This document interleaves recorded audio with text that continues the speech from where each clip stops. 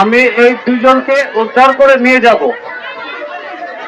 আমি শুনেন, না না আমরা কোনো গুলি করবো না। আপনার যদি মন চায় আপনারা আমাকে মারেন, যদি মনে হয়, কিন্তু এই দুইজনকে আমি নিয়ে যাব।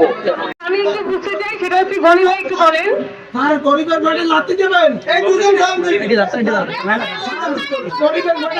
আপনি একটু বলেন, এক মিনিট। আচ্ছা, গনি ভাই যেটা বলতে চাচ্ছেন সেটা হচ্ছে যে উনি আবেদনটা নিয়ে যাবেন রিকনসিডার করার জন্য। এই সময় কি মিল কারখানা চলবে? আচ্ছা, মানে আপনি চাচ্ছেন যে লোক নিয়ে যেতে, আবেদনটা নিয়ে যেতে, রিকনসিডার করতে, আর এই সময় শ্রমিকরা যেভাবে থাকে সেটা আপনার বিষয় না, ইস্যু না। কিন্তু অফিসারদেরকে আপনার নিয়ে যেতে হবে, এইটা হচ্ছে আপনার বিষয়।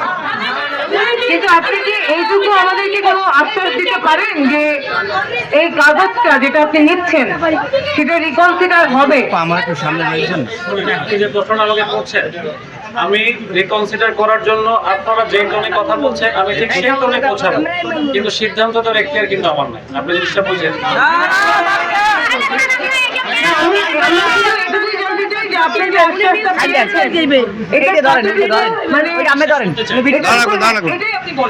আমি যে আশ্বাসটা পেয়েছি মালিক পক্ষের কাছ থেকে আমি সেটা বিশ্বাস করতে চাই। আমি মালিক পক্ষ এই কথাটা বিশ্বাস করতে চাই, তারা আবেদনটা পুনর্বিবেচনা করবেন। ঠিক আছে, সেই পর্যন্ত একটা ন্যূনতম সময় মালিক পক্ষ এবং আইন শৃঙ্খলা রক্ষাকারী বাহিনীকে আপনাদের দিতে হবে। ঠিক আছে,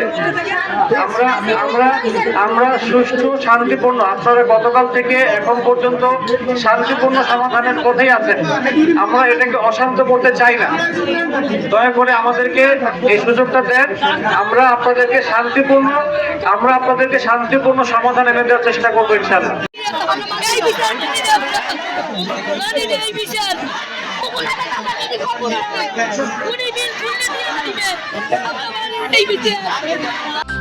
অগ্রযাত্রা প্রতিদিন, নির্ভীক প্রত্যয়ে উজ্জীবিত।